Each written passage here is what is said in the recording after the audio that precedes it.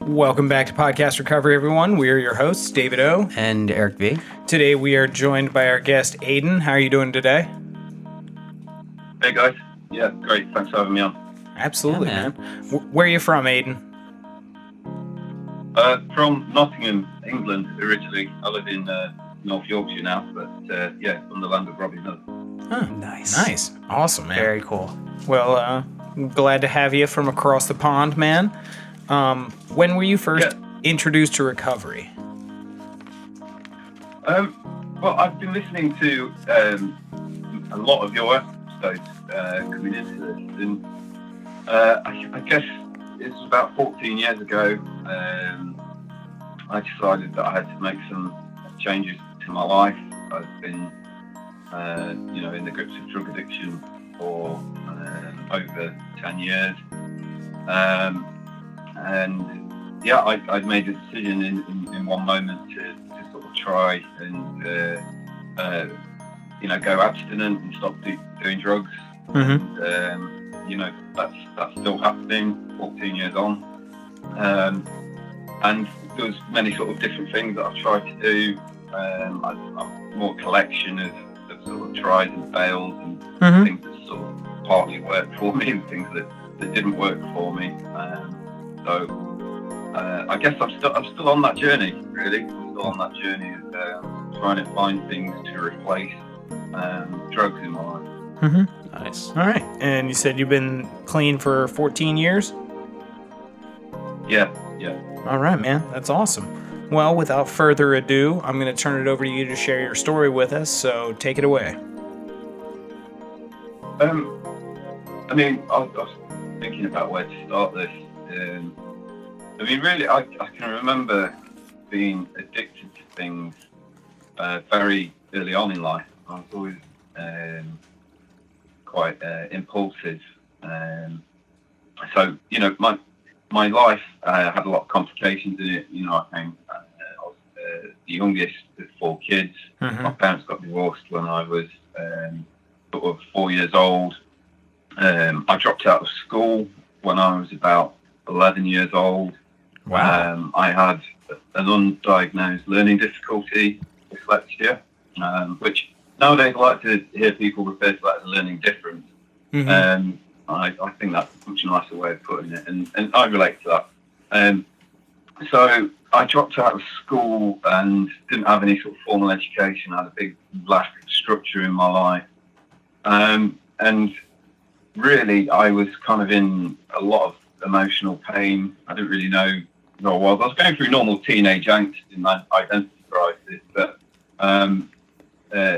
growing up in my life, I wouldn't say I was neglected, but my parents weren't necessarily on their A game for most of my childhood. And I kind of was left to my own devices a lot. And I was thinking, I was about 12 years old maybe, and it was around Christmas time. My mum had brought some alcohol into the house, and everyone had gone out of the house for some reason. I was on my own in the house, and there was a 4-pack of Budweiser beer. And you were drinking Budweiser in England? Yeah. That's the import, right? Yeah, that's good shit. Yeah, I guess that's an import to you guys. Yeah, that, and we used to have Miller over here as well, which is quite big over there, I think. Yeah. I'm sorry for that. It's okay.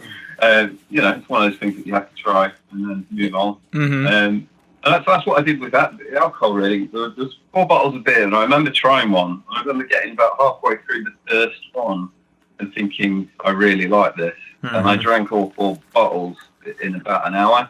And I can remember my mum coming home and sort of saying, fuck, you know, what are you doing? You're 12, you drunk 4 beers. And I was just like, yeah, that's something I can do. Mm-hmm. So a bit of sloppy parenting, and she didn't really give me a consequence. And I kind of, around that age, I started drinking a lot. I started sniffing glue. I started doing lighter fluid.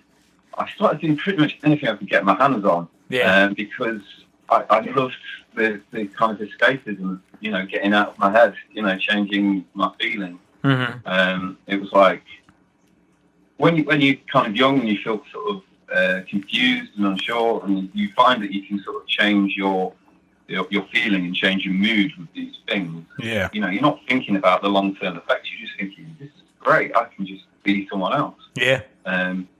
So around kind of 12, I started the slippery slope, really. Over here in England, they call it poppers. Like, it's like a sniffing sort of thing that gives you like a head rush. But I'd seek that out, and then I guess not long after that, I started meeting people that were smoking weed, and I started smoking weed.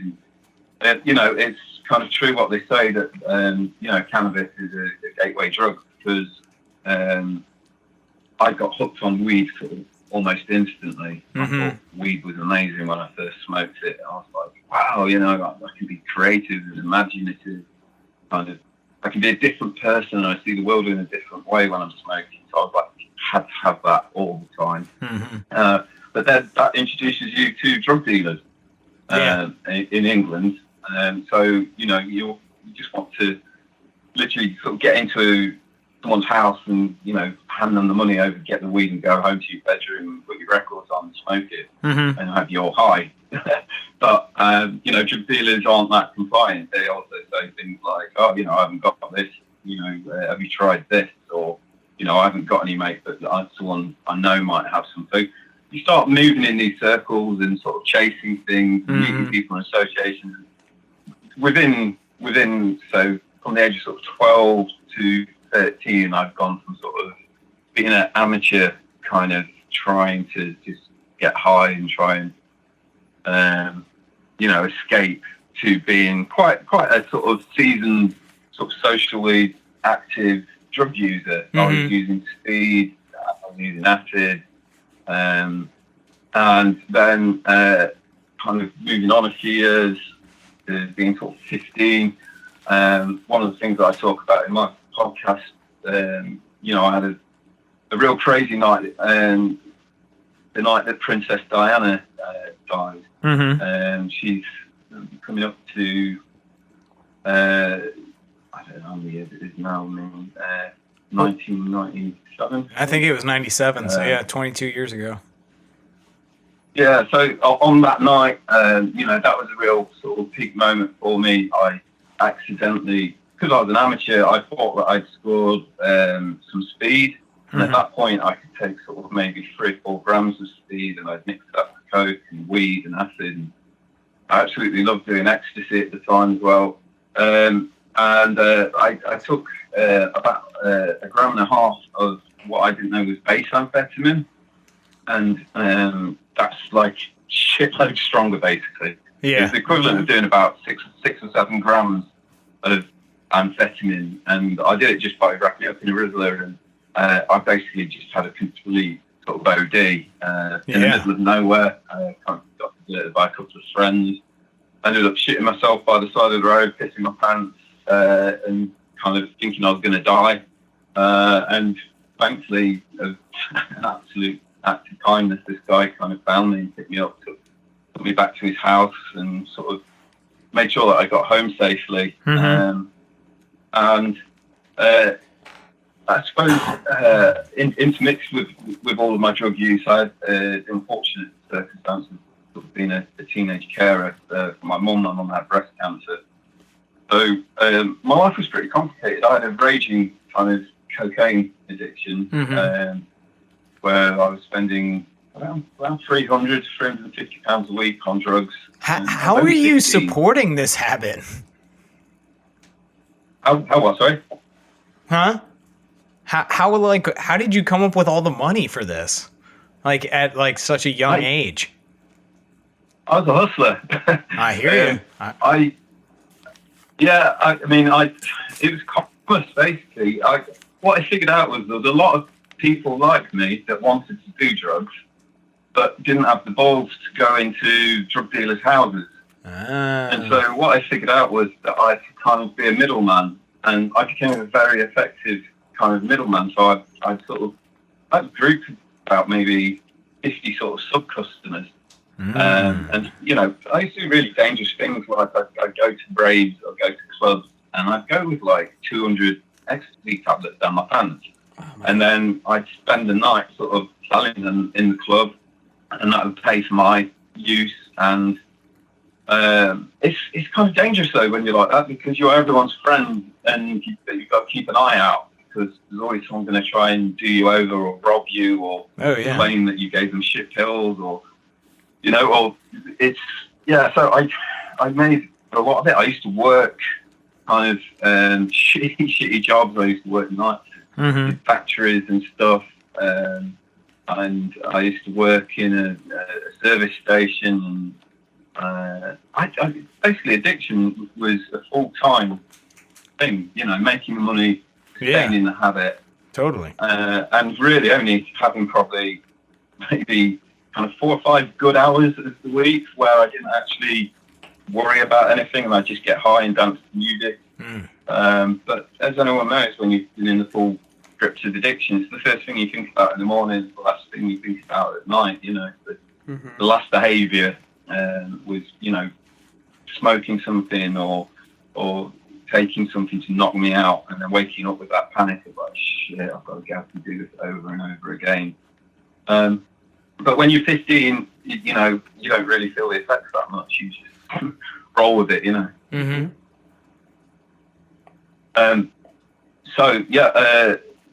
My mum died when I was 17. She died of breast cancer, and I'd managed to kind of suppress or sort of manage a lot of drugs out of my life, and I kind of after she died, I went sort of more back into it. I think that's really, when I think about it, I think that's where I got. It's an English phrase, but I got stuck into them properly after my mum died, because I was really messed up about that. And at that point in my life, I didn't have any kind of future plan or kind of idea of what I wanted to do with my life. So I just literally used to. I made my whole life about drugs, really, and scoring drugs, chasing people down, going in cars, text messages, and meeting up, and constantly counting how much money I had and how much I owed, and trying to like eat and pay the rent and shit in between that as well. But I guess really it came to a head. I just couldn't sustain it anymore, and in some ways I feel really grateful. Some people don't have moments in their lives. I don't know what your guys' experience is like, but I had a very clear moment when I was like, fuck this shit, I can't do this anymore. And it was like, there's loads of cheesy phrases you can throw at it, like a moment of truth or a moment of clarity, something like that. But I had a very deep, profound moment when I was like, I cannot do this anymore. It's like I woke up and it was like, you know what, I'm done with that. It was very easy to say I'm done with it, but I think part of recovery is then the actual hard work starts once you've made that decision.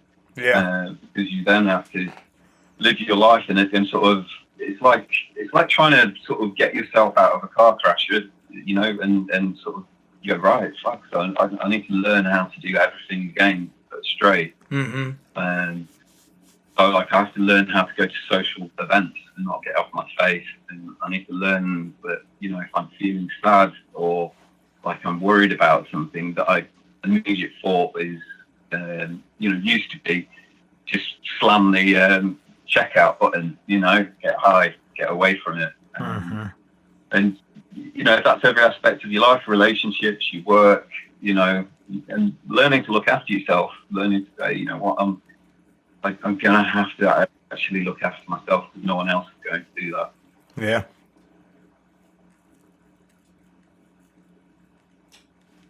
Nice. So I guess over 14 years, I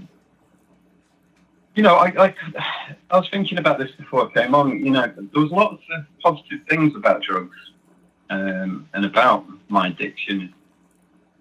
It kind of harnessed something in me, because I guess the whole time that I was grafting and kind of doing this sort of social networking and sort of doing bits of dealing drugs and stuff, I was actually using loads of skills that I didn't know that I could use in a different way. Mm-hmm. So, obviously, sort of protecting my identity a little bit. I won't say what my job is, but for the last 14, 15 years, I've been working with vulnerable people in one way or another. So I've worked with homeless people for a long time, young homeless people, often with chaotic drug problems, mental health problems, and dual diagnosis problems. And, I still do that now. I still work with very vulnerable people who are kind of classed as victims in a certain way. And really all the skills that I was using to do drugs and sustain an addiction were completely transferable, because I had to be someone that could communicate well, have empathy for people, and be able to sort of strategize and sort of plan ahead and prioritize. And all of these things were kind of capable, professional skills that were just being completely used in the wrong way. Yeah. So in some ways, there's a lot of positives to being a drug user. It kind of brought me out of myself. It made me into something. Mm-hmm. And again, I'll say it's like a car crash. You have to kind of go, right, let's separate what is actually shit and what doesn't work for me. And when I started to do that, I realised that there was some things in my life from that behaviour that I could actually use for a positive force, that I could, and that was really scary to me, to think, oh, right, so some people find it hard to walk into a room and just sort of talk to people they've never met before. And that was something that I could always do with drugs. Mm-hmm. And I found that I could do it without drugs as well. So, yeah. Cool. All right. Well, we definitely have some questions for you. Yeah. I'm going to turn it over to you, Eric. What do you got? All right. So kind of like going back to the start of your story, you kind of talked about, and I'm sure, things have changed obviously drastically with kind of like learning disabilities. Like, you were saying you have dyslexia, and, you had to dropped out of school at a young age. But, how do you think that having a learning disability affected your self-esteem at that age? And then also, a second part of that question is, how have you learned since then to overcome that learning disability? Well, to answer the first part, I mean, it absolutely destroyed my my self-esteem. I've had different sort of forms of therapy throughout my life, and in therapy, I described it as sort of it's like like a horse race or something like that. Me and all my peers, we were all the same. And I was kind of in my class. I was kind of funny. I was good at football. I was kind of, girls liked me. I felt like I was popular and I was valuable. And then all of a sudden, when they started to introduce, reading and writing, it's like it was the most horrible feeling. It's like, oh, there's something deeply wrong with me. Why can't I do this? Back in the 1980s, there was nothing set up, no provision for that. So I very much got the message that I must be stupid. And that there was something wrong with me, something very deep inside of me was wrong. So they were really heavy things to carry around with me, because it was like, hold on, how can I be good at football, and how can I be funny, and how can I, people like me, but I can't do this, and there's nothing I can do. And really, I spoke about it a bit in my podcast, but it was like really difficult, because the teachers were looking at me and my parents were looking at me as if I had the answer, as if I could say, oh, right, it's, I don't know, like putting glasses on a kid and then they can see or something. So, I mean, that really was difficult for me. And I think, it must have played a part in my kind of choosing to go into drugs and alcohol. Shortly after that was kind of, well, if I can't go to school and I can't be a mainstream normal person, I'm going to be something different, In terms of overcoming learning difficulty, I don't know. I don't think I've overcome it. my job, I've got a good career, but it's all based around my people skills. It's all based around me being able to communicate with people. I regularly get the piss taken out of me for spelling mistakes. I do it all the time with my wife. I sent her a text message last week that said I really want to make things better instead of things better. I had to send a really important email out once at my work saying that I excluded some homeless people from the service due to a high-risk incident. And this went to like MPs and stuff, really important people read this, and I thought that I'd executed them instead of excluding them. Oh, man. So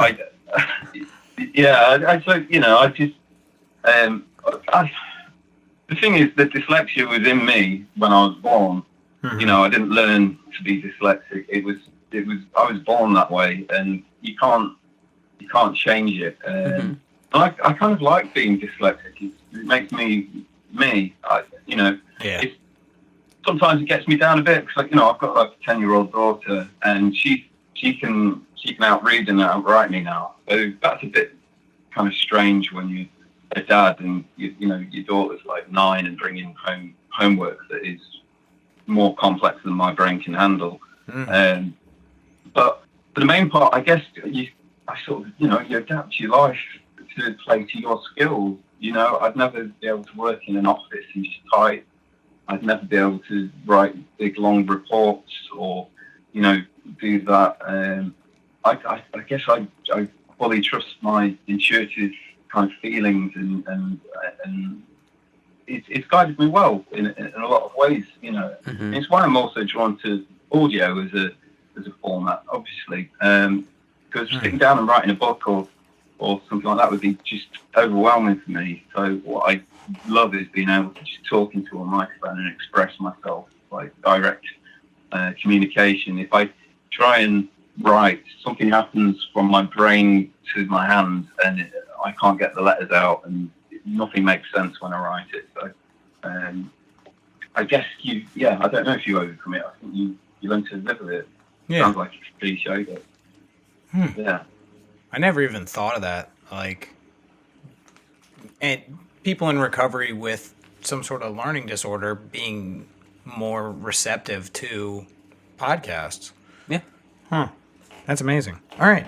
All right. And you said, I think just on that note with a podcast, I think definitely, if you think most people that are in the grips of drug addiction, particularly kind of nighttime and the end of the day, people sort of black out, or they have a last hit, or they do something, they dose themselves up to get through that bit where it's like, right, I can go to sleep now. And for me, in recovery, one of the fundamental things that really helped me 14 years ago, it's no coincidence, I started to listen to like comedy podcasts and stuff. That was one of the things that I was like, I'm not alone, because that was a big fear for me, and a reason to get high was, shit, I'm on my own. I don't like being alone when I'm going to sleep. And, for 14 years now, I've had my headphones in and listened to pretty much anything, to get that feeling of not being alone, which drugs used to give me. So I think you're definitely on something there. Yeah. all right. That's a great point. So when you said, you sort of came to that realization that you just couldn't fucking live like that anymore, and you couldn't continue with your life revolving around drugs, did you consider going to treatment? Had you heard of different treatment centers, or how did that process go? Did you just strictly try and do it on your own self-will, or did you consider treatment and maybe it wasn't available? Well, in England at the time, there's obviously well-known forums, and I've been to meetings. I didn't stick at meetings. I didn't find it worked for me. If anything, I ended up wanting to help the people that I met at meetings, and kind of thinking, shit, you're really fucked up. So I did get something out of it, because I went and I thought, you know what, like I'm not as bad as that. Yeah. Which, again, I've said that to people before, and they'll really judge me for that, and they say, "Oh, that was you being in denial, because you didn't want to admit you're an addict." I was like, "No, straight hands up, man. I was, my mental health was terrible. My physical health was terrible. I lost relationships. I lost a lot through being an addict, through addiction behaviour. But I've tried lots of things.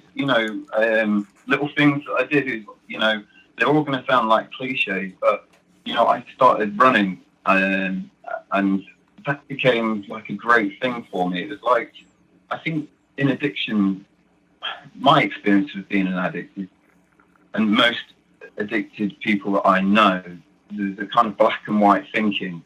It's like things that are either really good or really shit, or it's got to be yes or no. And that's, like using drugs is like that. It's that decision to say, yes, I'm going to use. That's going to help. And running was like a really positive thing for me, because it's like, that's definitely in the good column. Yeah. There's nothing bad about running. But then I find myself running like literally like 3 or 4 miles a day every day for 6 weeks. And I'd be like in pain in my legs, and I'd be going, fuck, this is an addiction. Yeah. I'm addicted to running. I had this crazy moment. I was running, like, and people say this when you start exercising, you can think clearly. And I was thinking, I'm literally running away from my problem. Literally running away. Yeah. As I'm running, I thought I had something healthy, and I managed to turn it into an addiction. I managed to get to the point where it was like, I get twitchy if I hadn't gotten for a run, and I'd feel bad. But essentially, in moderation, running is good for me. And I sorted out therapy, and sort of self-funded my own therapy. So I saw, psychotherapists on and off for kind of 3 or 4 years. And I think that was fundamentally the thing that allowed me to kind of stay with that decision to stop using drugs. It was an absolute shock to me when I first sort of realised how therapy can work for me. It's ridiculous. You're paying someone to listen to you.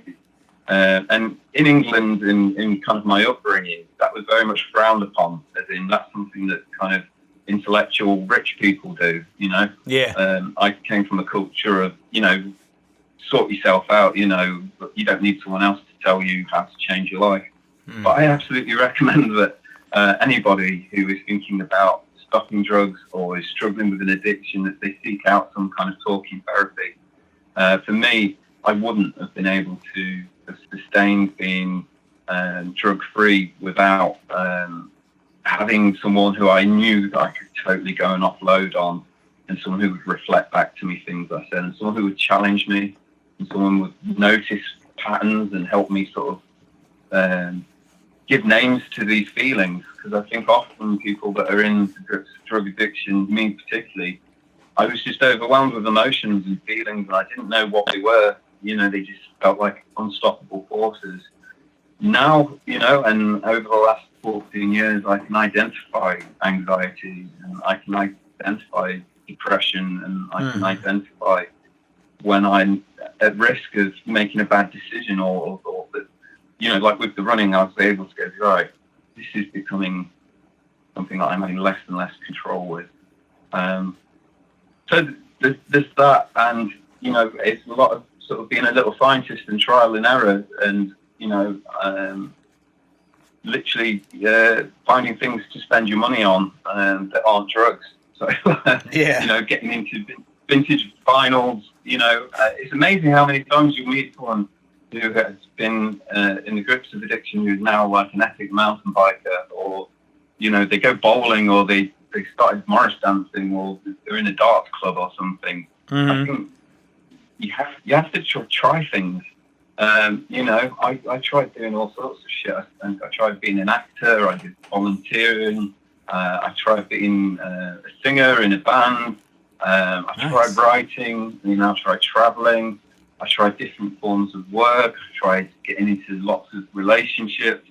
And looking back, not many of them actually worked, but it was a much more honourable life, making genuine mistakes and being a human being and going, oh shit, that relationship was really bad, or you know what, I was a shit singer. Why did I think I could sing?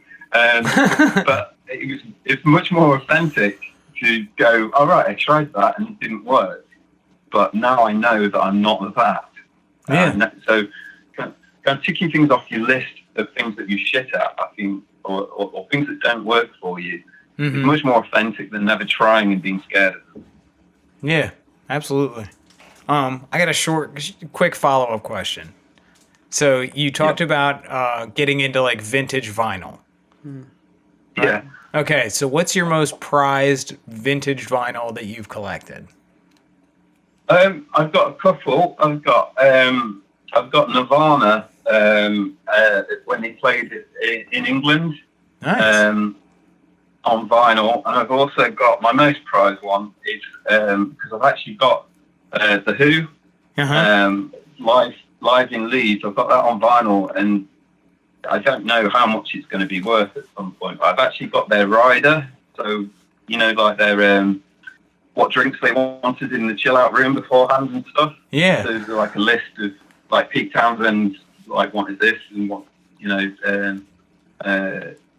that's cool. All the different kind of requirements and stuff. That's awesome. Yeah, I don't actually ever let that out of the cupboard, really. It just stays there. It's one of them kind of maybe morbid things, but it makes me feel very secure in life knowing that I've got that, Yeah. No, that's awesome. Cool. All right. Over to Eric. All right. So, so this question is kind of, you started at a really young age. I mean, not really, kind of like we both started young too. Yeah. So, but, there's people who start young, then there's people who kind of start like around the college, early 20s time, and there's people who start later. And like, I was always grateful for being someone who started young and was able to kind of, figure it out and enter recovery at a somewhat younger age. He's British. It's called university, not college. So, whatever. So, are you grateful for kind of like, addiction was probably going to happen no matter what, right? Like if we go off that mindset that like addiction's in us and it's going to happen, are you grateful that it happened when you were younger? And that you started young and then were able to overcome it at a younger age instead of like having it start later and affect your life, at a different time? Yeah, I guess I am. I mean, I've never paid any kind of mental energy to that thing of like, are you born an addict, or is addiction in your genes? I don't care if it is or if it isn't. I just know that I was going to be an addict, and there was no two ways about it. I feel incredibly lucky because, and I feel grateful because not only have I managed to be drug free for such a long time, I've managed to actually have a career where I have these moments and interactions with people whose life is still completely destroyed, and I see people who are just so mentally unwell and they're just punishing themselves with drugs. And I'm there's times when I kind of reflect and think, fuck man, I was lucky. I'm so grateful that I'm not like that. And then I equally don't pay that anymore. I don't know if that's something that was in me to stop using. I don't know where it came from. I'm so grateful it did. But it's like, I've seen people who literally, they've lived great straight lives, they've raised kids, they've had careers, they've been sort of pillars of society, and, really what you'd think is sort of grounded people literally have their first drink when they're like 55, 60, and they're full-blown alcoholics within months. I mean, getting a license taken away from them and losing their business, just literally rolling around with no clothes on. And I'm glad that that's not going to happen to me. I'm glad that whatever happens in my life when I'm older, I'm not going to be suddenly struck by something like that. Yeah. All right. That actually leads like straight into like my question. How has like a difficult past? How is that and like dealing with addiction and now coming into recovery? How has that like helped form who you are today and like how you've grown from then until now? In terms of how it's helped me grow. Mm-hmm. I mean, I guess I think myself. I can only really talk about myself. I think knowing that I have the capability to be an addict, and knowing that because I think you don't ever stop being an addict. You don't stop thinking like one. You just stop behaving like one. Yeah. And so I think I've got quite a strong amount of willpower, and it's probably verging on stubbornness. Because I think a big part of me stopping drugs was that I was so curious to see what I could do with my life. That was the thing. I was so curious to say, you know what if I do this a different way? And I'm still on that trip, really. So it gives me great sort of hope and kind of inner resolve to say, you know what, I'm still on this trip of like, I know I'm not going to die because I thought I was going to die. Yeah. You know, I honestly thought that I was, probably going to die before I was 30. And I didn't know how or when. It was just be that one day I would go too far and I'd fuck up and something had stopped working. Yeah. My heart would give up, or I can pass out and bang my head, or I don't know, I'd do something. And I guess identifying with the opposite of that and going, you know what if it's not about dying? What if it's about living? What if it's about like choosing to say, you know what, I'm not going to rob myself. I'm not going to cheat myself out of the possibility of many possibilities.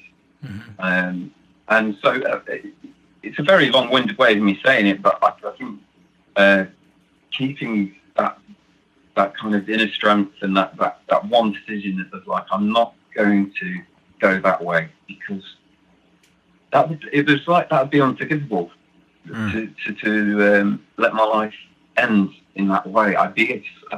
Even now talking about it, I feel so angry with myself.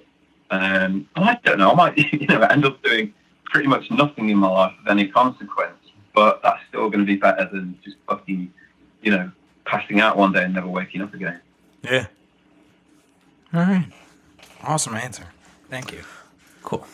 So this is my last question. So you kind of talked a little bit about this and, how your job kind of relates to being of service.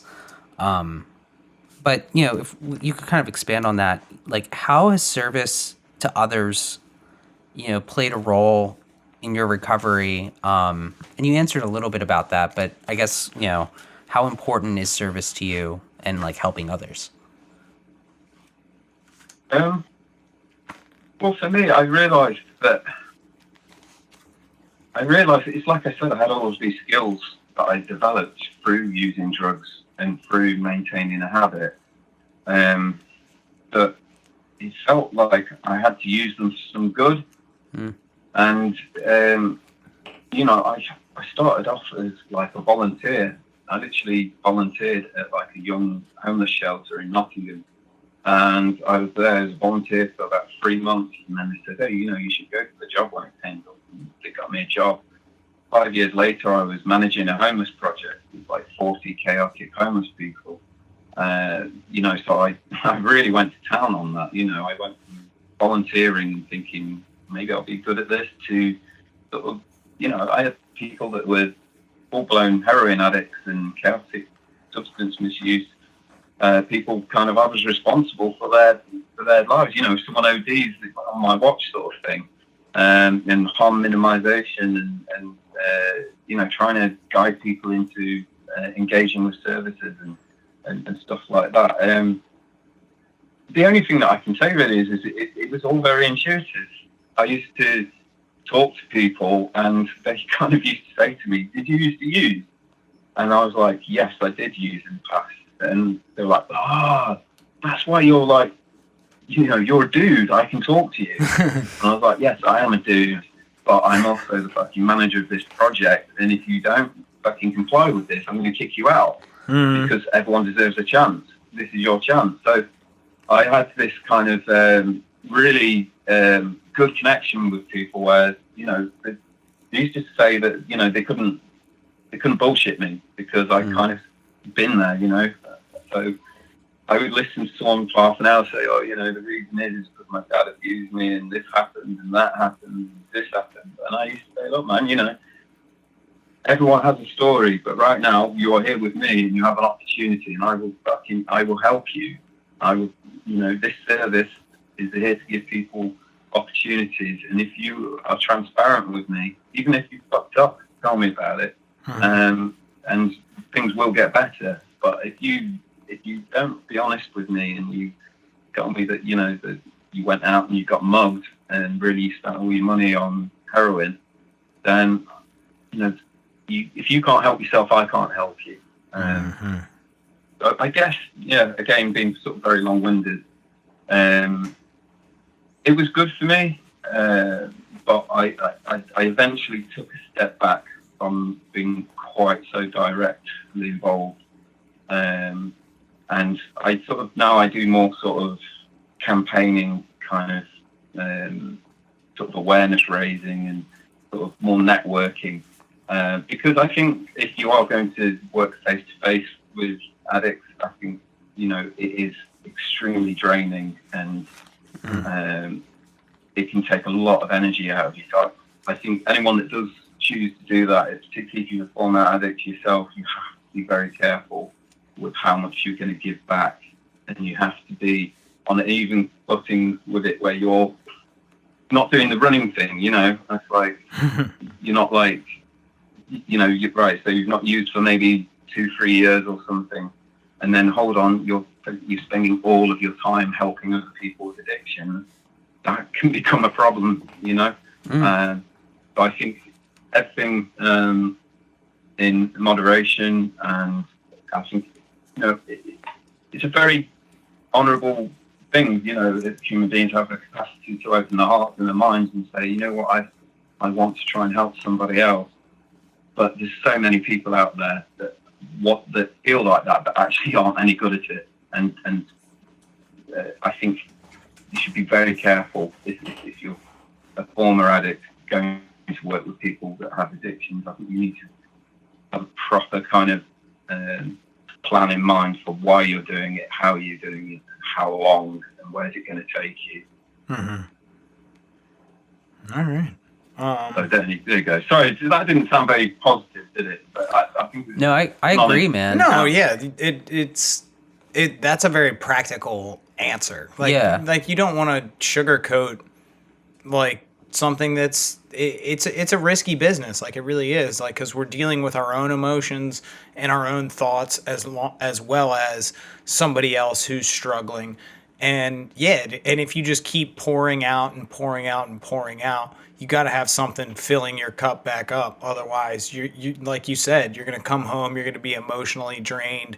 You can be down on yourself if like, because not everybody's going to stay clean, to be honest. And when you work with somebody so hard and like, because you're passionate and like you do care, and it doesn't work out the way you want it to or you expected it to, it can be defeating. So no, that was a perfect answer. Like, it's not the addiction field and like the mental health field and the service, like true human service industry, or not even necessarily industry, just human services,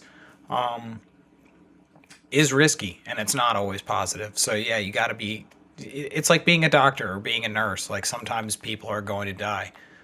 You're not always going to be able to heal everybody. So no, that was a really great answer, man. Yeah, I mean, I came to the point of obviously being in a managerial kind of role. Mm-hmm. And one of the things that I had to do was read people's job applications when we advertised for a job, for like a support worker.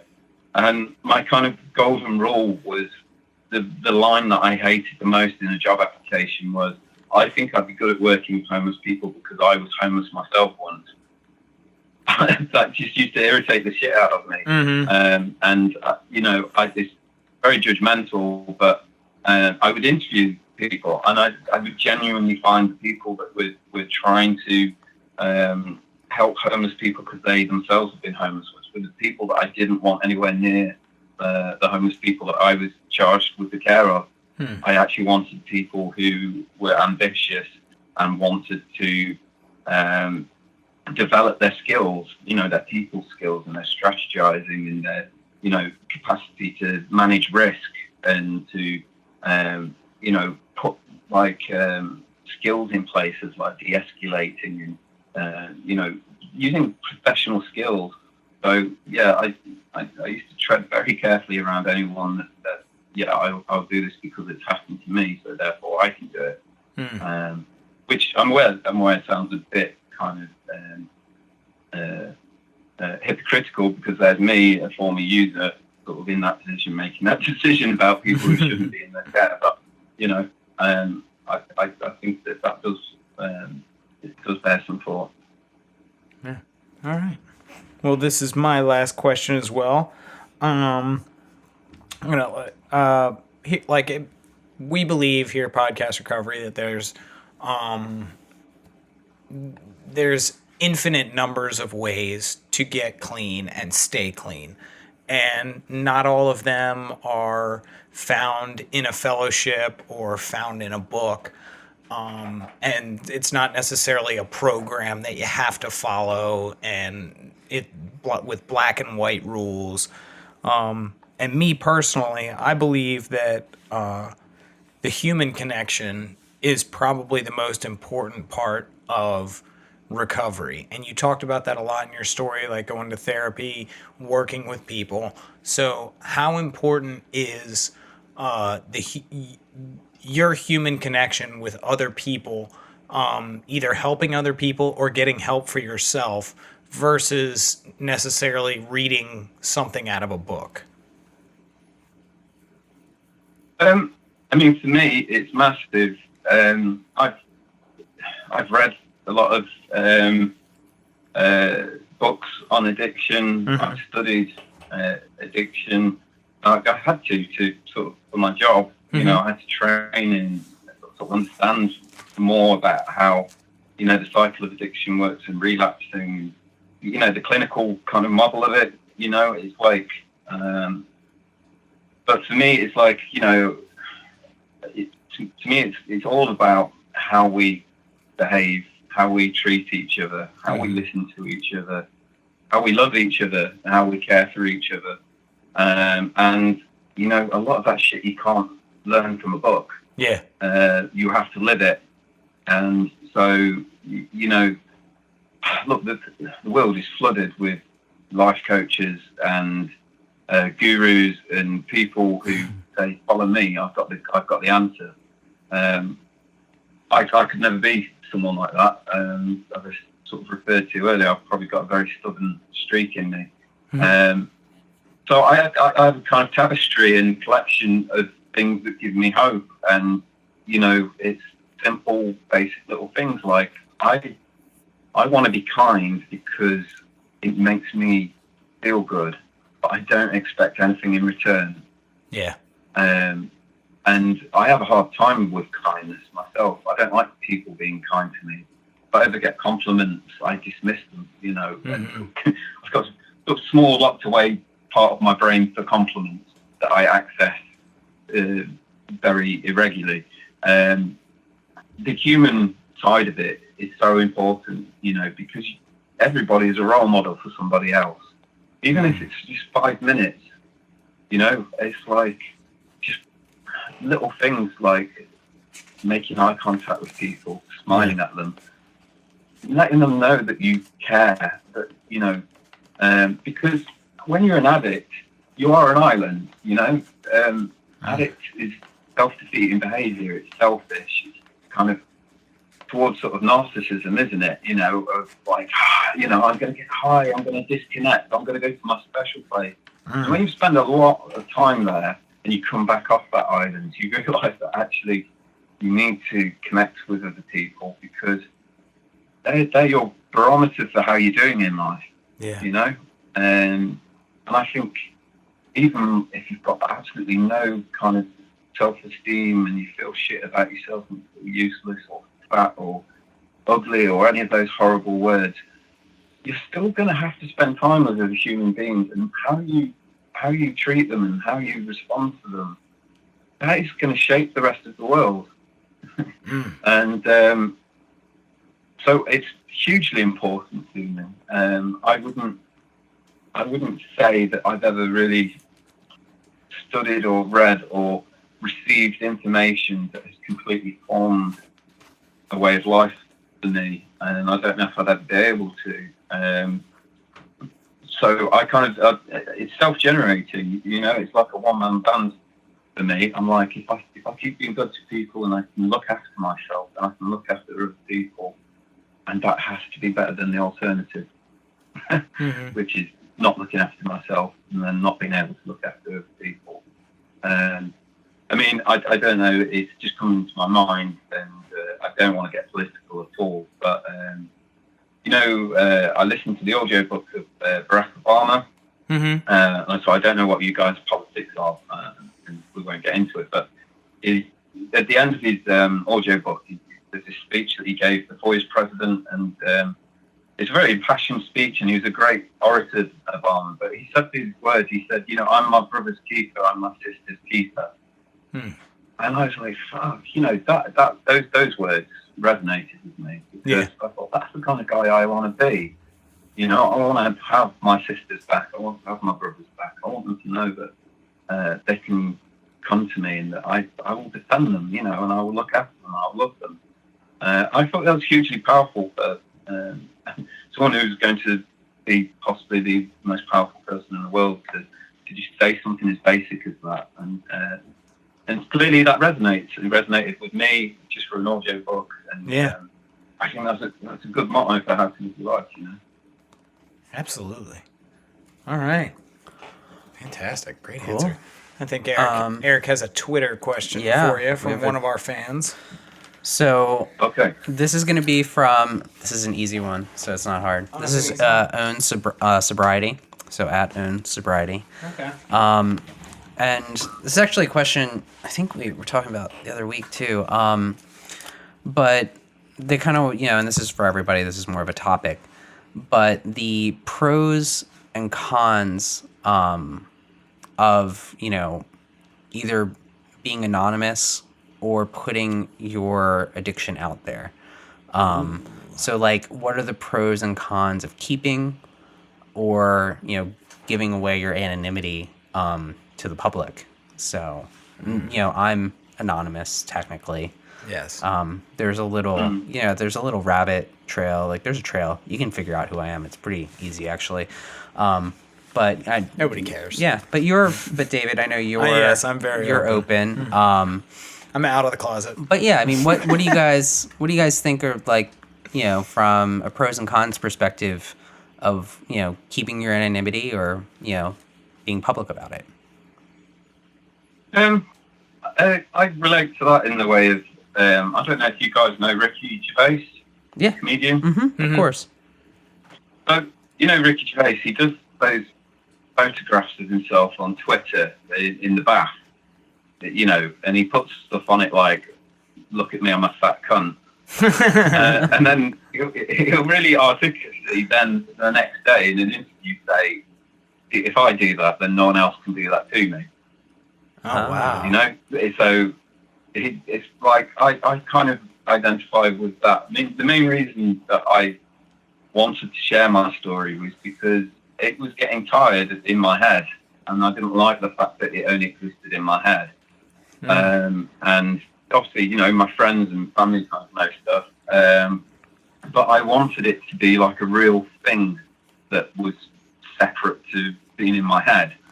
And when I did it, I thought, well, you know, people, this is like, you know, I've had a few moments. Like I had like someone that I went to school with, I've not seen for like 30 years or something, find me on social media and say, I love your podcast.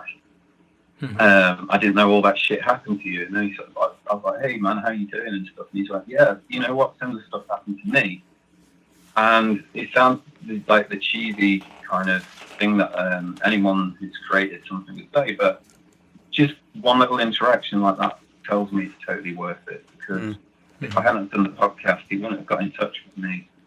And at the end of it, I come back to this thing of like, you know, he's this guy that I used to climb trees with and kind of get into snowball fights.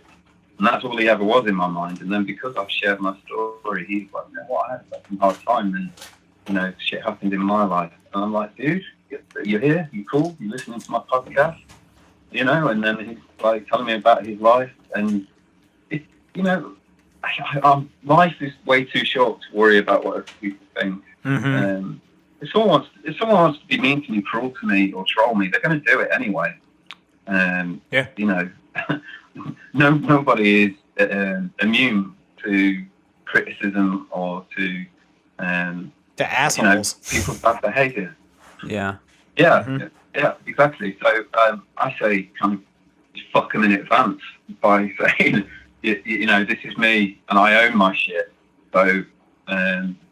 You know, it's like if someone was like, you know, someone had a critique about my podcast or criticised some of my stories, then I can say, well, yeah, I put it out there for everyone to listen to, so I accept that, you know. And I think if you're going around in your life kind of portioning the truth out, or, you know, stuff like that, you end up living like a politician or like, you know, not being authentic and worrying about what people think of you. I just think fuck them all. Fuck them all. Yeah. And you know, be who you are going to be. Not what.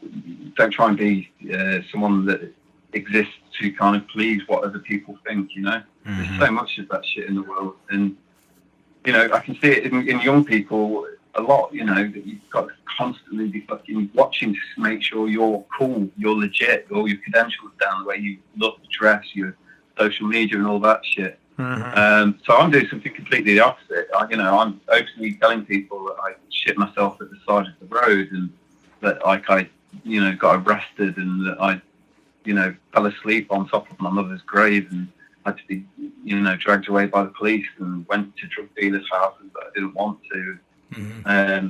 Because all of that shit is part of a real story. And I'd rather that it was out there and that people can say what they want of it, rather than just me thinking, oh yeah, that's what happened. I'd rather it be out in the public, and that it's like, I don't know, it's the way they made it separate to me to help me move on a little bit further towards this trip that I'm on, I guess. Yeah, cool. And I'm definitely in the same boat with you. I'm a person, I'm all about pretty much full disclosure. Anybody who looks at my social media footprint and more of the podcast recovery footprint is going to have a lot of my face and my name on it.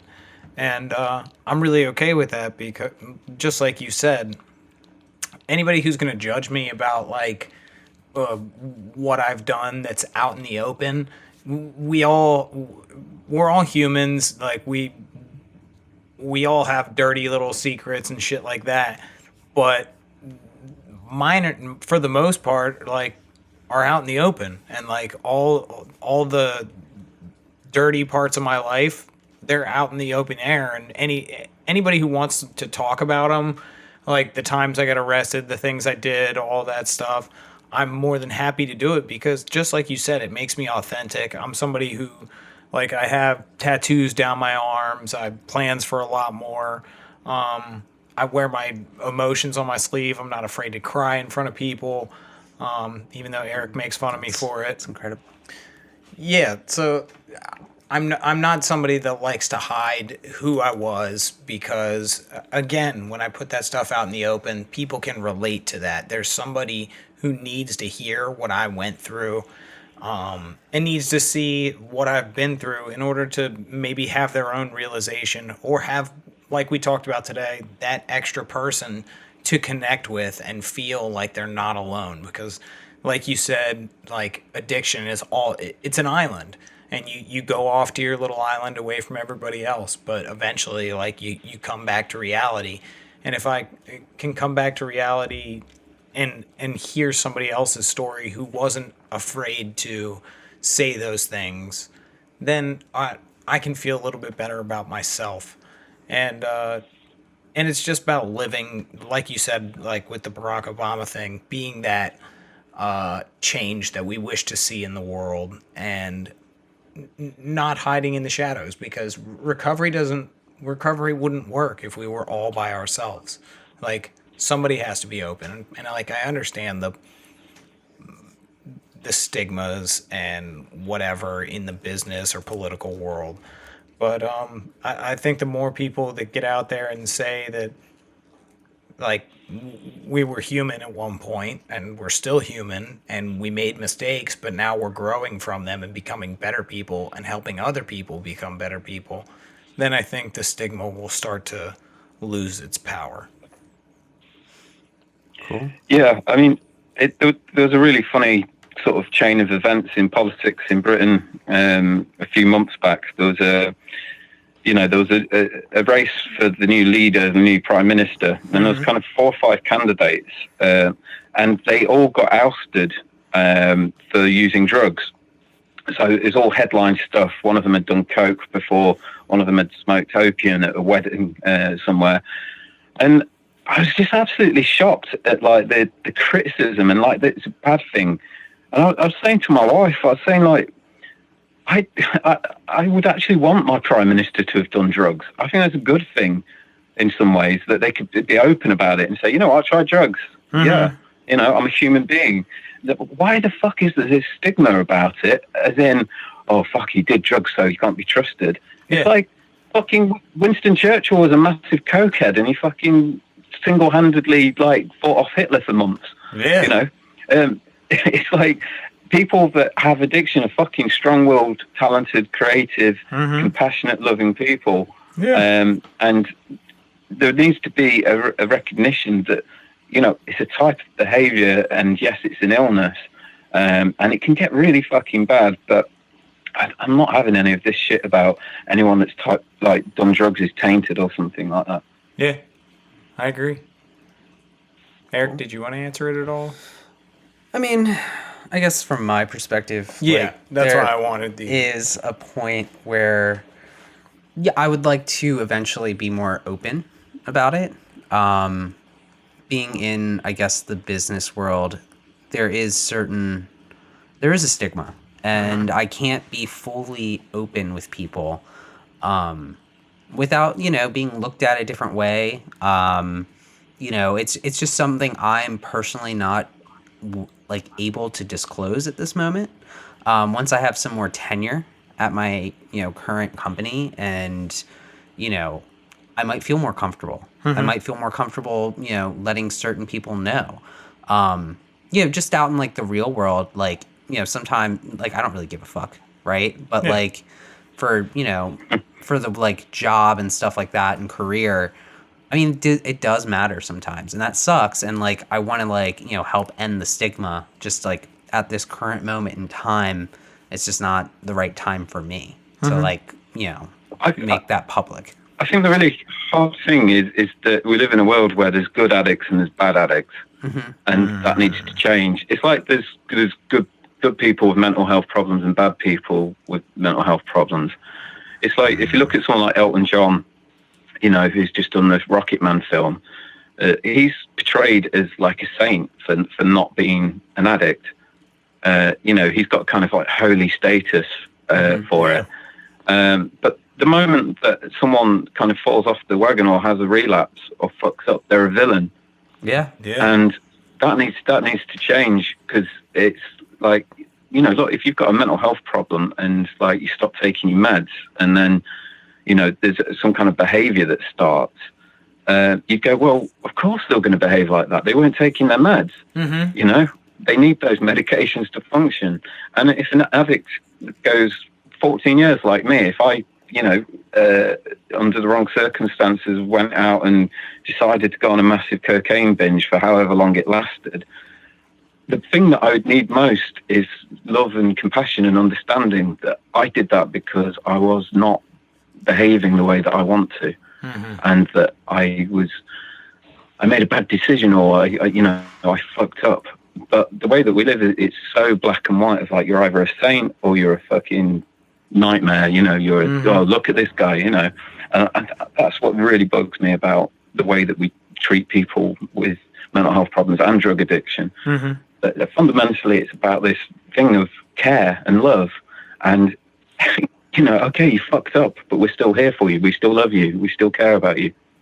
Yeah, that's awesome. Yeah, I love that. I totally relate to what you're saying, though, man. Like, if you're in an industry, or if you're in a place, you have to play the game sometimes, because you're thinking about your future, your family, your future prospects. So I think it's it's cool for you to give people as much as you can trust them with, maybe. Yeah. So like you said you had a podcast and everything. Like, where can people kind of find you and check out your stuff? So it's I'm on Twitter, Days of My Life podcast. That's available on iTunes and Spotify and all of that. There's shows on a little break at the moment because I'm working on a different podcast, which is more of a drama fiction thing called Room Podcast, which is hopefully going to get something out around Christmas time. But there's a whole load of new episodes of Days of My Life. This is me going through my 20s, and I think like at the moment I'm up to being aged like 22. I was just setting off to go to India to go traveling and kind of starting to get to the point where I was going to change my life and turn my life around a bit. But yeah, Days of My Life podcast, you can find me on Twitter and all kinds of different search engines, I guess. Nice. All right. Nice. Well, we would like to thank you one more time for joining us today. We really appreciate it, man. Hey, thank you. It's been great. It's great to talk to people. I'm still amazed that we live in a world where you guys are on the other side of the planet to me and we can talk like we're in the same room. And I think you guys are doing great work. It's really valuable, and like I said, I listened to about 20 of your episodes in the build up to this to try and get familiar with you guys, and I think you guys need to do some self-congratulations as well, because it's brave what you're doing and it means something to people, and it's inspirational to have people out there that are committed to this, because that's what we were talking about, wasn't it? Looking after each other. And I think that's what you guys are doing, by sharing and including people. I think it's a brilliant thing that you're doing. Thank you. Thanks, man. I really appreciate that. That almost teared me up. You hit me right in the heart, man. We're going to give you a quick minute to talk to anybody who's out there listening, who's struggling, needs to hear that message of hope. What do you have to say to them? I think if you're ever at that contemplation stage of, I want to change my life, or, this is out of control, or, you're starting to think, how long can I keep doing this? Or if you're like me, you're actually afraid that you're going to die, you need to take some action, action is better than no action. You need to start identifying what it is that you are not going to be. So if you're, as simple as I don't want to die, just stay with that thought. Okay, so if I don't want to die, what does life look like? And if it's the smallest little window of blue sky, or being open to change, if it's one phone call, if you make one phone call and tell a friend, a family member, or, ring up you have Samaritans over there, just pick up the phone and start talking to someone. And I guarantee you that is better than staying where you are. Yeah. All right. Cool. That was perfect. That was great. Here at Podcast Recovery, we're aiming to expand the scope of support for recovering addicts. Accessibility and convenience of helpful services is paramount to combating addiction. We work to bring the message of recovery to every addict, wherever and whenever it is needed. We believe that a powerful voice of recovery should be obtainable, practical, and at the touch of a button. Every addict deserves to hear a message of hope, and Podcast Recovery is here to provide it. So follow us on Twitter, follow us on Facebook, Instagram, like, share, subscribe, join your friends, ask us questions. And more importantly, come be a speaker with us. It's a great time, and we'd love to hear you share your story with us. Most importantly, everybody out there, stay safe and stay clean.